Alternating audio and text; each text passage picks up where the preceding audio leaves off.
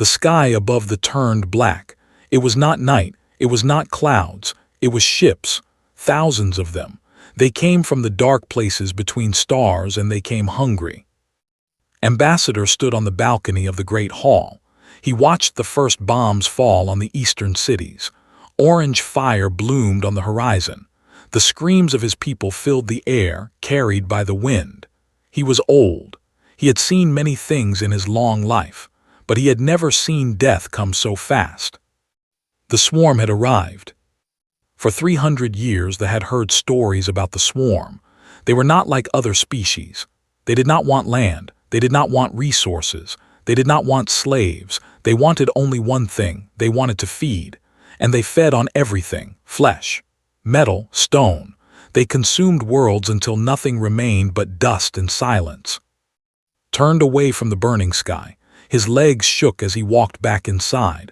The council chamber was chaos. Leaders shouted at each other. Some cried. Some prayed to gods who did not answer. They were a peaceful people. They had no army. They had no weapons. They had built their civilization on art and music and philosophy. Now that civilization was dying. "We must flee," one counselor said. "Take the ships, save who we can." "There is nowhere to go," another replied. "The swarm will follow, they always follow." Listen to them argue. He knew they were both right. Running would only delay death, but staying meant dying now, tonight, under the fire and the darkness. There had to be another way. Then he remembered. "The humans," said quietly. The chamber fell silent. Every eye turned to him. "What did you say?" the high speaker asked. Straightened his back. "The humans from the Sol system. We could ask them for help."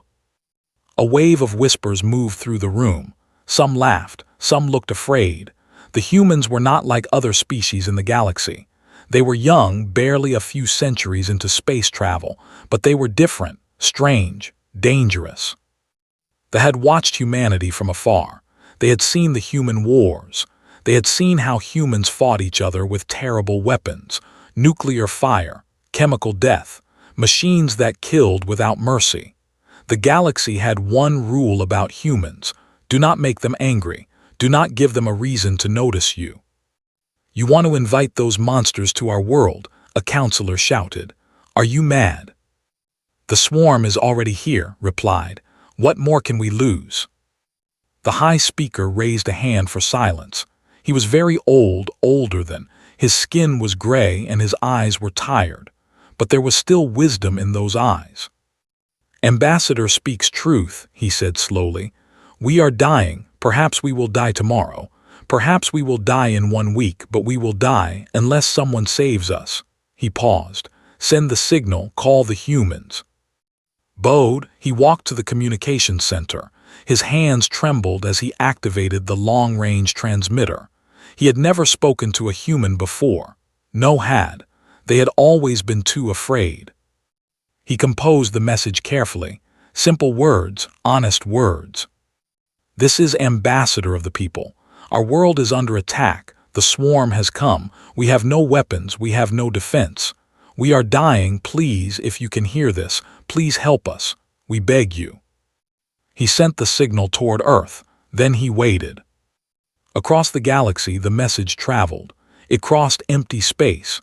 It passed dying stars and dead planets. It moved through the cold and the dark for 17 hours. Then it reached Earth. Admiral was eating dinner when her communicator buzzed.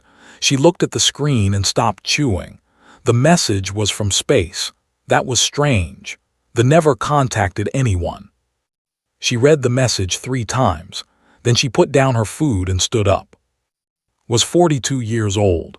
She had short black hair and sharp eyes. She had served in the Earth Defense Fleet for 20 years. She had fought pirates.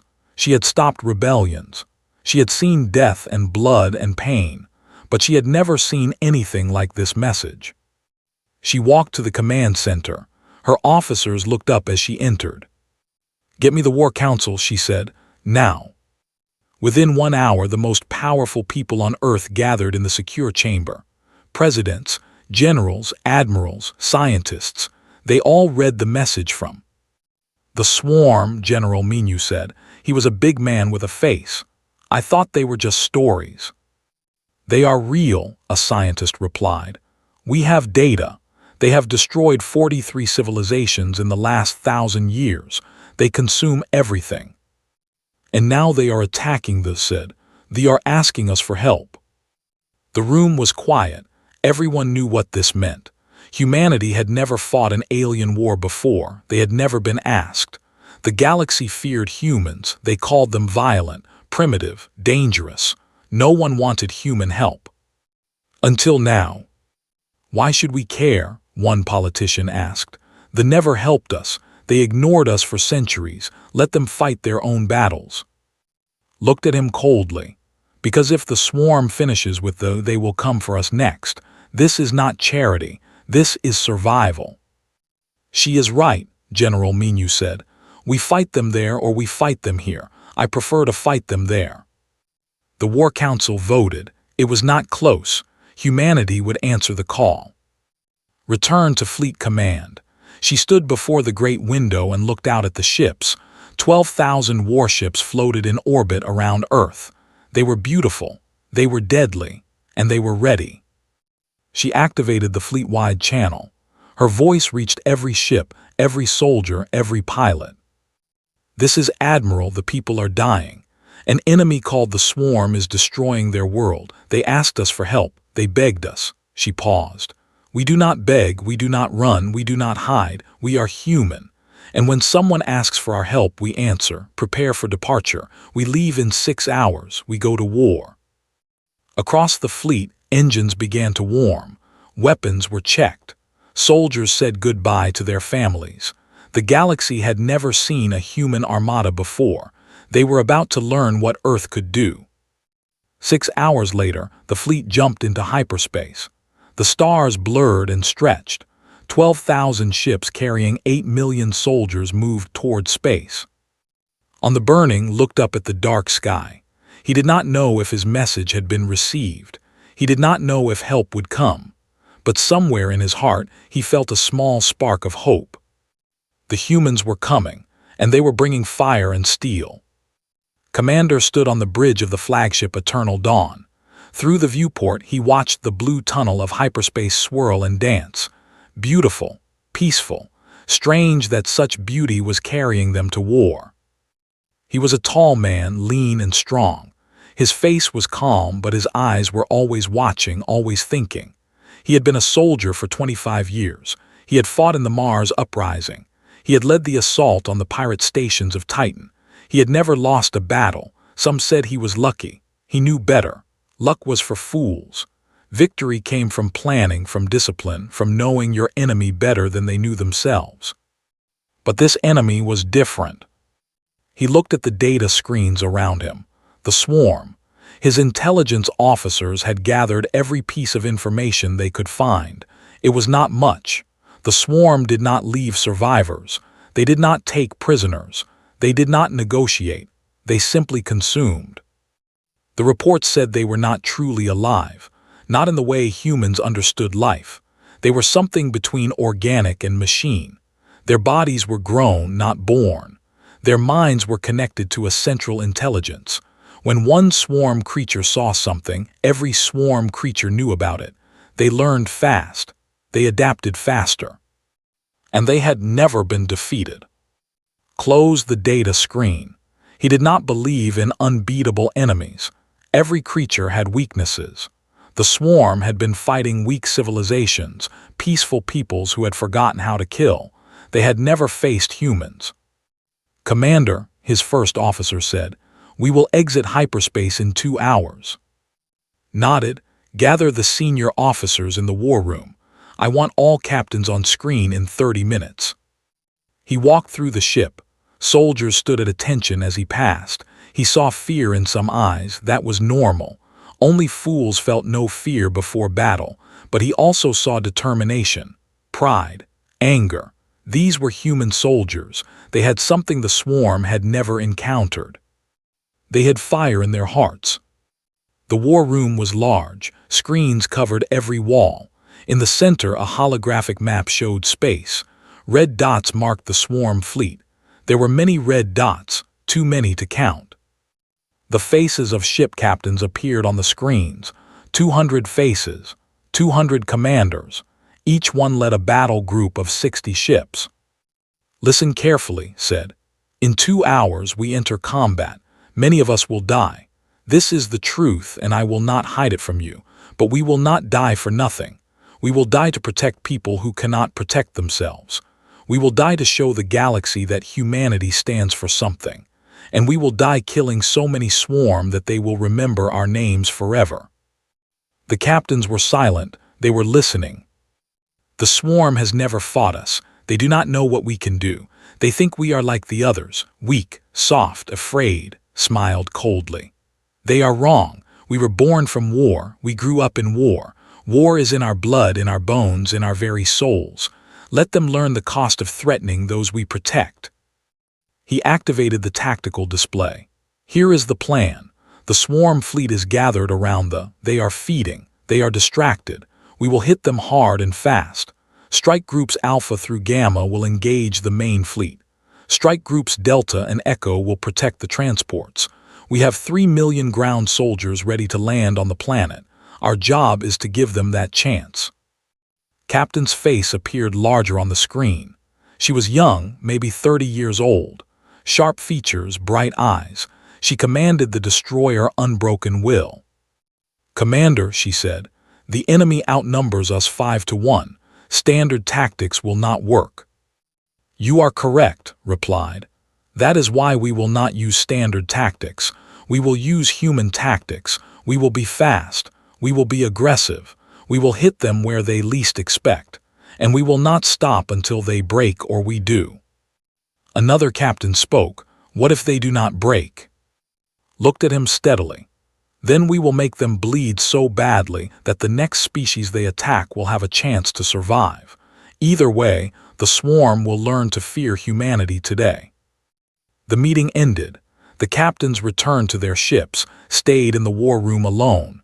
He looked at the holographic map for a long time. So many enemy ships, so few human ships. The math was not good. But war was not about math. War was about will. And humans had more will than any species in the galaxy. His communicator buzzed. It was Admiral calling from Earth. "Commander," she said, "is the fleet ready?" "Yes, Admiral, we are ready." "Good." Her voice was calm, but he could hear the weight of responsibility in it. "I am sending you into the unknown. I do not know what you will find. I do not know if you can win, but I know this. You are the best commander we have. If anyone can do this, it is you." "Thank you, Admiral." "Bring our people home, as many as you can." The channel closed, took a deep breath. He had fought many battles. He had given many orders, but this was different. This was not a human war. This was a war for humanity's place in the galaxy. An alarm sounded. The ship began to shake. They were exiting hyperspace. "All hands to battle stations," announced. "This is not a drill. Repeat, all hands to battle stations." He walked to the bridge. Through the viewport, he saw the stars return to normal points of light. And then he saw It was beautiful, blue and green like Earth. Clouds swirled across its surface. Mountains rose above vast forests. Oceans sparkled in the light of its sun. But above the planet there was death. The swarm fleet was enormous. Had seen the numbers, but numbers did not capture the truth. Ships beyond counting. Shapes that looked wrong, organic, and twisted. They moved like living things, not machines. They pulsed and shifted. "Contact with enemy fleet," the sensor officer reported. "Enemy ships are turning toward us." Watched the swarm move. They were fast, faster than he expected. They flowed like water, reshaping their formation as they approached. "They are curious," he said quietly. "They do not know what we are." "Commander, they are hailing us," the communications officer said. Raised an eyebrow. "The swarm talks." "Apparently, sir." "Put it through." A sound filled the bridge. It was not a voice. It was many voices layered on top of each other. Hundreds, thousands, all speaking as one. New creatures, soft. Warm, you come to die, we will consume you. We will take your ships, we will take your worlds. You are food, nothing more. The bridge crew looked at each other. Fear flickered in their eyes. Smiled, he activated the response channel. Listen carefully, Swarm. We are not food. We are not soft. We are human. And we have come to teach you something you have never learned. You have eaten civilizations that forgot how to fight. We have never forgotten. Today, you will learn why the galaxy fears us.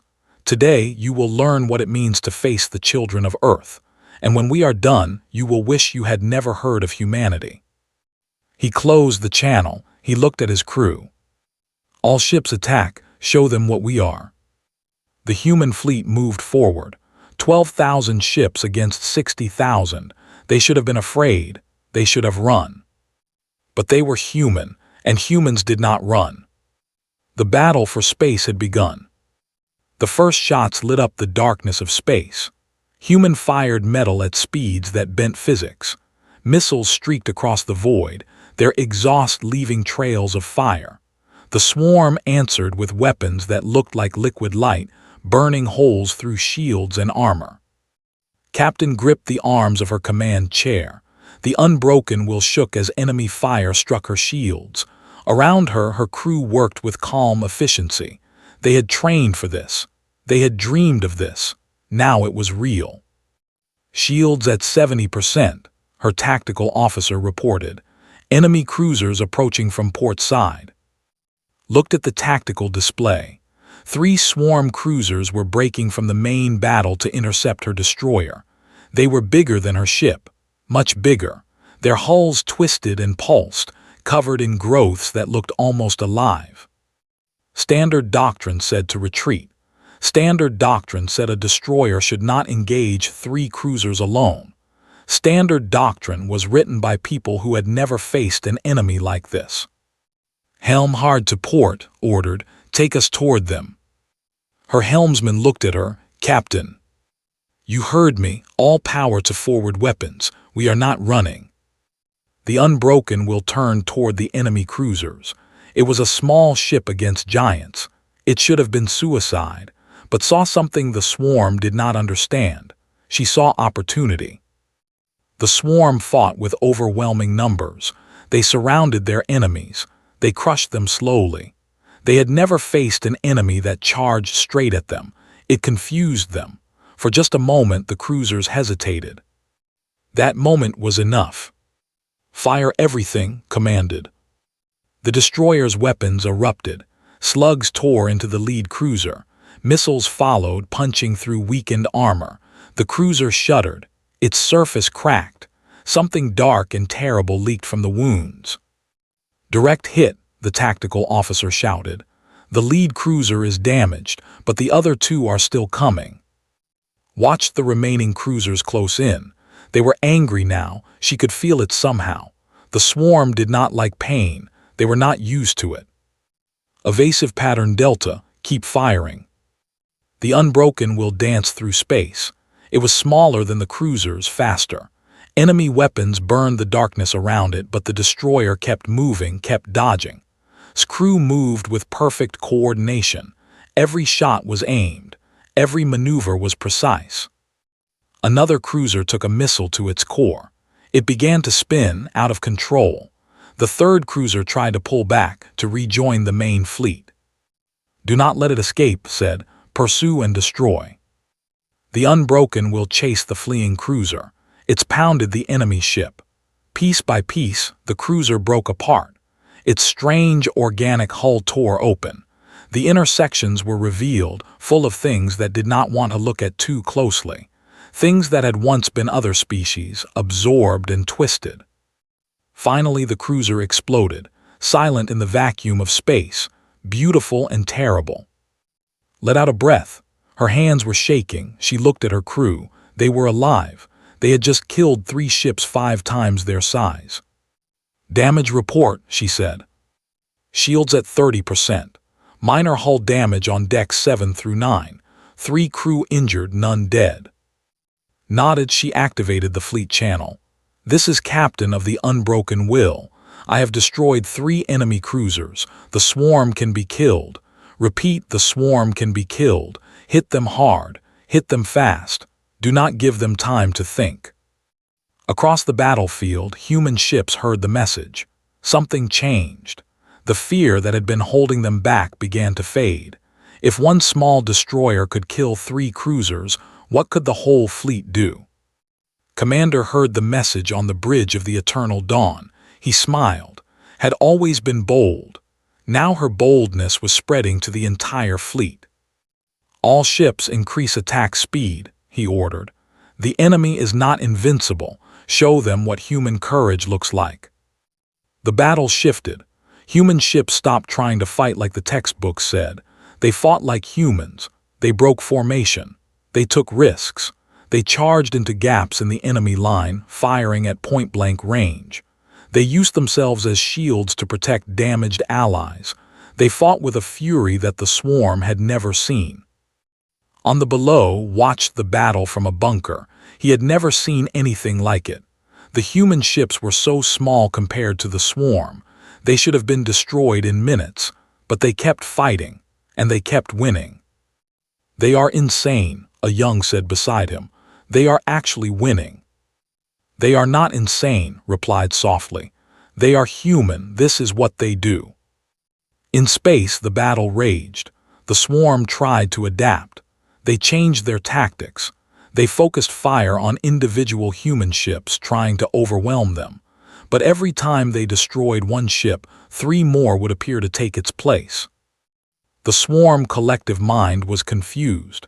Their shared intelligence processed the battle data, but the data did not make sense. These new creatures should have fled. They should have surrendered.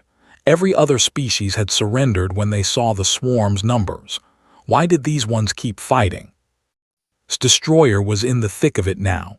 Her shields were gone, her hull was and burned, but she was still fighting. Enemy fighters approaching from above, her sensor officer warned. Looked up through the viewport. Dozens of swarm fighters were diving toward her ship. They were small and fast, organic things with weapons grown into their bodies. "Point defense, free fire," she ordered. The destroyer's smaller guns opened up. Tracer fire filled the space around the ship. Swarm fighters exploded, one after another, but more kept coming. One fighter got through. It struck the hull near engineering. The ship lurched. Alarms screamed.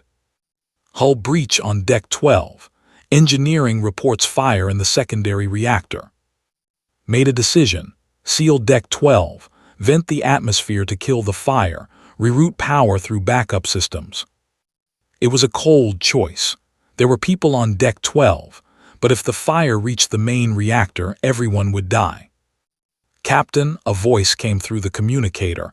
It was Lieutenant from engineering. "We will hold the line here. Do what you have to do." Closed her eyes for 1 second. "Thank you. Your sacrifice will be remembered." She gave the order. The deck vented. The fire died. And so did everyone who had not made it to the safe zones in time. Opened her eyes. Her face was hard now, cold. She had killed her own people to save the ship. That was command. That was war. "Continue firing," she said. "Do not stop until they break." The battle lasted 4 hours. 4 hours of fire and death and courage. When it was over, the swarm had lost 20,000 ships. The humans had lost 3,000. It should have been impossible, but humans did not believe in impossible. Commander surveyed the battlefield. Wrecked ships drifted everywhere. Some were human, most were swarm. The enemy was pulling back, regrouping around the planet. "We have won this round," he said, "but they are not defeated. They will come again." "We will be ready," his first officer replied. Nodded, he looked at the planet below. 3 million human soldiers were waiting in the transport ships. It was time for the next phase. "Begin landing operations," he ordered. "Ground forces prepare for deployment. The sky is ours. Now let us take the ground." The transports began their descent through the atmosphere. Fire surrounded them as they fell toward the burning world. Down below, the waited, and the swarm waited too. The battle for the sky was won. The battle for the planet was about to begin. General Minu was the first human to set foot on the. He stepped off the transport ramp and felt alien soil beneath his boots. The air smelled of smoke and something else. Something wrong. The swarm left a mark on every world they touched. Behind him, thousands of soldiers poured out of the transports. They moved with discipline, spreading out to secure the landing zone. Tanks rolled down the ramps. Artillery was set up. Within 30 minutes, the humans had established a forward base on the outskirts of the capital city. Minu studied the city through his binoculars. It was beautiful, even now. They had built towers that reached toward the sky like prayers. Their streets were lined with gardens that had survived centuries. Art covered every surface, paintings and sculptures that told the story of a peaceful people. But the swarm was in the city now. He could see them moving through the streets. Thousands of drones, the ground soldiers of the swarm. They were ugly things, twisted combinations of flesh and metal. They walked on too many legs. They had too many eyes, and they were feeding. "General," a young officer ran up to him. "We have made contact with the resistance. Ambassador is coming to meet you." Minu nodded. A few minutes later, a vehicle approached the human lines. It was old and damaged, barely running. When it stopped, several emerged. They were tall and thin, with silver skin and large dark eyes. They looked fragile, like they might break if you touched them wrong. Walked forward. He moved slowly as if every step was painful. His robes were torn and stained. There was blood on his hands, purple blood, the color of life. "You came," said. His voice was quiet with wonder. "You actually came." Minu saluted. "Ambassador, General Minu of the Earth Defense Force, we received your message. We are here to help." Looked at the human soldiers. He looked at the tanks and the weapons and the grim faces of warriors who had trained their whole lives for battle. Tears formed in his large eyes and rolled down his silver cheeks. "We thought we would die alone," he said. "We thought no one cared." "You are not alone," Minu replied. "Not anymore." Wiped his eyes, he straightened his back. "There are survivors in the city, thousands of them, hiding in shelters beneath the ground. The swarm is hunting for them. If you do not act quickly, they will all die." Minu looked at the city. It was 3 miles away. 3 miles of streets and buildings filled with enemy drones. "How many swarm are in the city?" "We do not know exactly. Perhaps 50,000 ground units, perhaps more." Minu had 60,000 soldiers. It would be close. Urban combat was always expensive. For every drone they killed, they would lose soldiers, but there was no choice. "We will attack in 1 hour," Minu said. "Ambassador, I need you to contact the survivors. Tell them to stay hidden. Tell them help is coming. Can you do that?" Nodded. "I can. General, they have no way to repay you for this. We have nothing left." Minu put a hand on the alien's shoulder. It felt strange, touching someone from another world, but it also felt right. "Some things are not about payment," he said. "Some things are about what is right." 1 hour later, the assault began. Human soldiers advanced into the city in waves. The first units were scouts, moving fast and quiet through the empty streets. Behind them came the main force, tanks and infantry working together. Above them, drones flew, providing information about enemy positions. The swarm drones attacked from everywhere. They burst out of buildings. They crawled up from underground. They dropped from rooftops. They fought with a fury that matched the humans. Private was in the third wave. She was 23 years old, young for a soldier. She had joined the army because she wanted to make a difference. Now she was making the biggest difference of her life. Her squad advanced down a narrow street. Burnt vehicles littered the ground. Bodies lay everywhere, people who had not made it to the shelters. Tried not to look at them. "Contact front," her squad leader shouted. Raised her rifle. A group of swarm drones was running toward them. They moved wrong, their legs bending in ways that made her stomach turn. Their faces, if you could call them faces, were blank and hungry. She fired. Her bullets tore through the first drone. It fell. More came behind it. She kept firing. The squad worked together, covering fire, movement, grenades thrown through doorways. Room by room, street by street, they pushed deeper into the city. The drones kept coming. The humans kept killing them. By evening, the human forces had taken half the city, but the cost was high. 2,000 soldiers dead, 5,000 wounded. The medics worked without rest, trying to save everyone they could. General Minu walked through a field hospital. He looked at the wounded soldiers. Some would recover, some would not. He memorized their faces. He would remember every one of them. General, an officer approached. We have reached the first shelter location. The survivors are alive. Minu felt something loosen in his chest. How many? 8,000 in this shelter. They say there are more, deeper in the city. Then we keep pushing. The next morning, the final assault began. The swarm had concentrated their remaining forces around the city center. They had built walls out of debris and bodies. They had set traps everywhere. Sergeant led her platoon through a destroyed park. Trees that had stood for 1,000 years were now burning stumps. Statues of heroes lay shattered on the ground. The beauty of this world was dying. Movement in that building, her spotter said. Looked, an old hall, once beautiful, now scorched and broken. Swarm drones were gathered inside, dozens of them.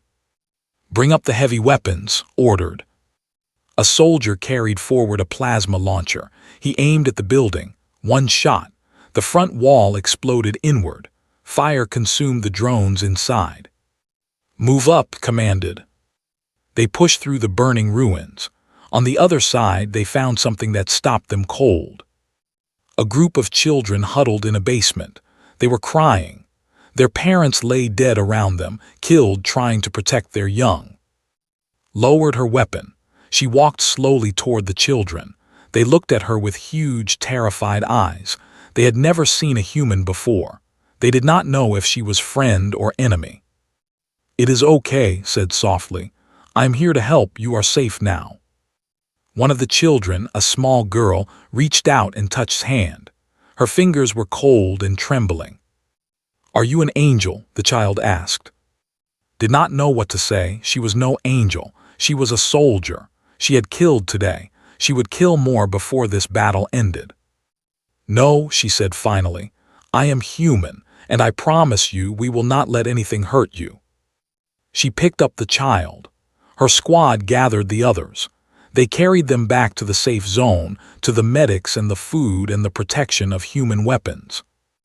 By the end of the second day, the city was free. The swarm ground forces were destroyed. 60,000 survivors emerged from the shelters, blinking in the sunlight, crying tears of relief. Found General Minu at the edge of the city. The general was looking at the sky, where human ships still patrolled, watching for any swarm counterattack. It is over, said. You saved us. Minu shook his head. It is not over. The swarm is still out there. They will regroup. They will come back. But you have shown us something, General. You have shown us that they can be beaten. You have given us hope. That is more precious than you know. Minu looked at the ambassador. Then he looked at his soldiers, tired and wounded but still standing. They had done something impossible. They had saved a world. Yes, he said slowly, hope is worth fighting for. The swarm fled. For the first time in 1,000 years, they retreated. Their remaining ships scattered into the darkness between stars, running from a world they could not conquer, running from an enemy they could not understand. Commander watched them go from the bridge of the eternal dawn. His fleet was battered. Half his ships were damaged. Many would never fly again. But they had won. Against impossible odds, they had won. Do we pursue, Commander? His first officer asked. Thought about it. Part of him wanted to chase the swarm, to hunt them down and finish them. But his soldiers were exhausted. His ships were broken, and the still needed protection. No, he said, Let them run. Let them remember what happened here. Let them tell the others. He turned to his communications officer. Open a channel, all frequencies. I want the entire galaxy to hear this. The channel opened, straightened his uniform and spoke. This is Commander of the Earth Defense Fleet. We came to space because a people asked for help. The swarm believed they could consume this world as they have consumed so many others. They were wrong. The swarm has been defeated. The people are free. And let this message serve as a warning to any who would prey upon the weak. Humanity stands with those who cannot defend themselves. Attack them and you attack us. This is not a threat. It is a promise. He closed the channel. The message would travel across the galaxy. Every species would hear it. Every government would discuss it. Everything would change. On the planet below, they began to rebuild. It would take years, maybe decades. Their cities were ruins. Their population had been cut in half, but they were alive, and they had new friends. Ambassador organized a ceremony in the plaza of the capital city. The sun was setting, painting the sky in shades of orange and purple. Thousands have gathered. Human soldiers stood among them, still wearing their battle armor, still carrying their weapons. Walk to the center of the plaza. His voice carried across the crowd. Today we honor those who saved us. The humans came from across the galaxy. They did not know us, they owed us nothing, but when we cried for help they answered. They brought fire and steel, yes, but they also brought something more precious. They brought hope. He turned to face General Menu, who stood with his officers. General Menu, Captain, Commander, and every soldier who fought for our world, they will never forget what you did. Your names will be taught to our children. Your courage will inspire us for generations. From this day forward, humanity is our brother, our friend, our family. The crowd began to cheer. Voices mixed with human voices. Soldiers who had killed together now celebrated together. The barriers between species seemed to fade just for a moment. In orbit, Admiral watched the ceremony through a video feed. She was still on Earth, still coordinating the aftermath of the battle. She felt proud, proud of her soldiers, proud of her species. Her communicator buzzed. A new message was arriving. She looked at the sender and raised an eyebrow. It was from the Galactic Council, the assembly of elder species that governed most of known space. They had ignored humanity for centuries. Now they wanted to talk. She opened the message. The face of an ambassador appeared. They were ancient, one of the first species to travel the stars. They were also arrogant. They had looked down on humans for as long as anyone could remember. Admiral, they said, his voice was stiff, uncomfortable. The Council has observed the events we wish to discuss the implications. Implications, replied. What implications would those be? The swarm has terrorized this galaxy for 1,000 years. No species has ever successfully resisted them. Until now, they paused. We wish to know your intentions. Understood. They were afraid. The galaxy had spent centuries treating humans like dangerous animals. Now they had seen what those animals could do when unleashed. They wanted to know if they should be worried. Our intentions are simple, said. We want peace. We want to trade. We want to explore. We have no interest in conquering anyone, but we will not stand by while innocent people are slaughtered. If someone needs help, we will answer. That is who we are. There was silence for a long moment. And if the swarm returns, if they attack humanity directly? Smiled, it was not a friendly smile. Then they will learn that what happened was only the beginning. Earth has many more ships, many more soldiers. We held back most of our strength for this battle. If the swarm wants a war, we will give them one they will never forget. They nodded slowly. The Council will consider your words, Admiral. Perhaps it is time to reconsider our relationship with your species. The channel closed, leaned back in her chair. The galaxy was changing. Humanity was no longer the strange, violent species at the edge of known space. They were a power, a protector, a force that could not be ignored. The ceremony was ending. People were returning to their shelters, their temporary homes. The work of rebuilding would begin tomorrow. Sargent sat on a broken wall, looking at the stars. The little girl she had rescued sat beside her. The child had not left her side since the battle ended. "Will you stay?" the child asked. Looked at her. "Some of us will stay for a while, to help protect you until you are strong again. And then we will go home, but we will come back if you need us. That is what friends do." The child leaned against. "I want to be like you when I grow up, strong, brave." Put an arm around her. "You are already brave, you survived. That takes more courage than fighting." In the command center was preparing his final report. He had listed every ship lost, every soldier killed. The numbers were painful, but they were also meaningful. These people had died for something worth dying for. Captain entered the room. She looked tired. Her uniform was stained and torn. She had not slept in 3 days. "Commander," she said, "the fleet is ready to begin the journey home. We are just waiting for your order." Nodded. "Before we go, I want you to know something. What you did at the start of the battle, charging those cruisers alone, that changed everything. You showed everyone that the swarm could be beaten. You inspired the entire fleet." Shrugged. "I did what any captain would do." "No, you did what a hero would do. They are already writing songs about you. They call you the Brave Star." Looked embarrassed. "I am just a soldier, Commander." "You are more than that now. You are a symbol of what humanity can be, of what we should be." Days later, the human fleet departed space. Ships that could still fly escorted ships that could not. The journey home would take weeks. Many soldiers would spend that time healing, both in body and in mind. But they would arrive as heroes. News of the battle had spread across the galaxy. Species that had never contacted Earth began sending messages. They wanted to talk. They wanted alliances. They wanted protection. The humans who had been feared were now desired. And the swarm, they did not attack again for many years. Their collective mind remembered the they remembered the pain, the confusion, the defeat. For the first time in their long history, they had found something they could not consume. Humanity. On Earth, celebrations lasted for weeks. The names of the fallen were carved into monuments.